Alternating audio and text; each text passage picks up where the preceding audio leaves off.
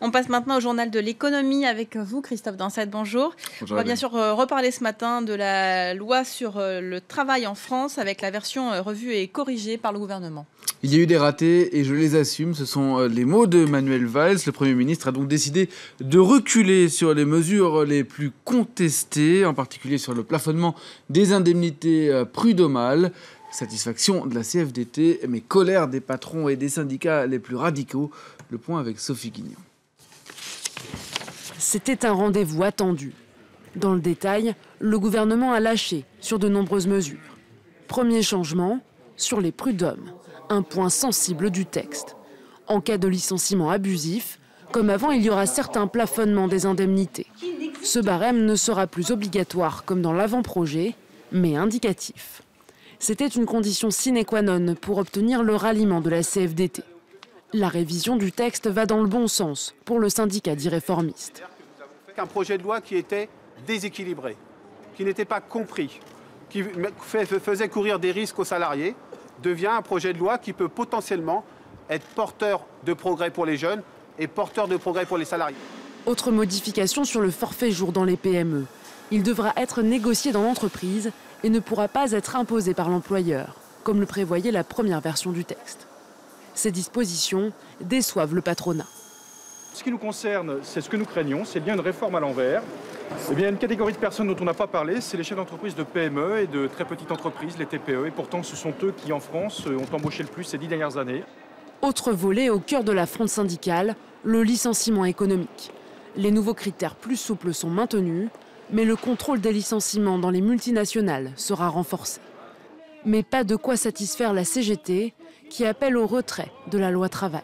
La mobilisation est plus que jamais d'actualité pour la CGT et nous en discuterons avec toutes les organisations qui ont appelé le 9 mars. La CGT et 6 autres syndicats appellent à la grève le 31 mars. De leur côté, les syndicats dits réformistes, salariés comme étudiants, ont salué les avancées du texte. Et à noter que le Premier ministre annonce ce matin que le texte sera présenté comme prévu le 24 mars en Conseil des ministres et qu'il devrait être adopté par les parlementaires avant les vacances d'été. Autre information à retenir ce matin, le gouverneur de la Banque de France abaisse de nouveau ses prévisions de croissance. Une croissance un peu en dessous des 1,4%, soit un peu en dessous de la moyenne de la zone euro. C'est ce qu'annonce ce matin le gouverneur de la Banque de France, et ce alors que le gouvernement maintient, lui, son objectif d'1,5% de croissance pour cette année 2016.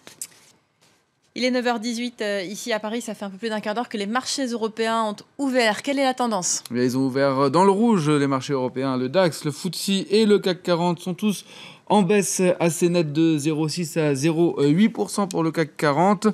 Ce sont avant tout des prises de bénéfices avant la réunion très attendue aux États-Unis de la Banque fédérale qui doit se prononcer sur ces taux. À noter la belle hausse tout de même de SFR Numéricable à Paris qui gagne actuellement plus de 3% après l'annonce de ses résultats. Le groupe qui a perdu un peu plus d'1 million de clients en 2015 a réussi à arrêter l'hémorragie au 4e trimestre et même à recruter 140 000 nouveaux clients ces derniers mois, ce qui visiblement rassure les investisseurs. On passe maintenant au reste de l'actualité économique en bref et en images. Et on commence par ces nouvelles poursuites contre Volkswagen. Près de 300 investisseurs du monde entier demandent plusieurs milliards de dollars de dommages et intérêts. Ils reprochent au groupe ses manquements dans ses obligations auprès des marchés dans le cadre du scandale des moteurs truqués. La direction de Volkswagen n'a pas encore réagi. La démission du gouverneur de la Banque centrale du Bangladesh. L'institution avait été victime d'un gigantesque piratage. On vous en avait parlé la semaine dernière. Le pire avait été évité grâce à la vigilance de la Deutsche Bank qui avait remarqué une petite faute d'orthographe suspecte. Mais la Banque centrale du pays a tout de même perdu plus de 80 millions de dollars dans cette fraude. Campari en passe de rafler le groupe Grand Marnier. On parle bien sûr de spiritueux. L'Italien, également propriétaire d'Aperol, va d'abord acquérir 17% du français et aura des options pour acheter le reste à partir de 2021. La transaction pourrait s'élever à près de 700 millions d'euros.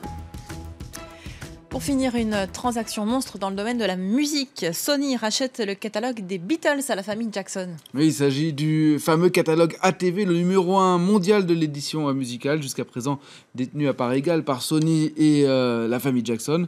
Montant de la transaction, 750 millions de dollars. En 1985, le roi de la pop avait racheté les droits des Beatles à Bob Dylan, le roi des Beatles, des Beatles, de Bob Dylan et de centaines d'autres artistes pour 50 millions de dollars. Nombre de commentateurs l'avaient traité de fou de mettre une telle somme. A noter que le catalogue ATV ne comprend pas les droits des œuvres de Michael Jackson lui-même, qui elle reste évidemment en possession de la famille. Voilà pour ce journal de l'économie. Merci beaucoup Christophe.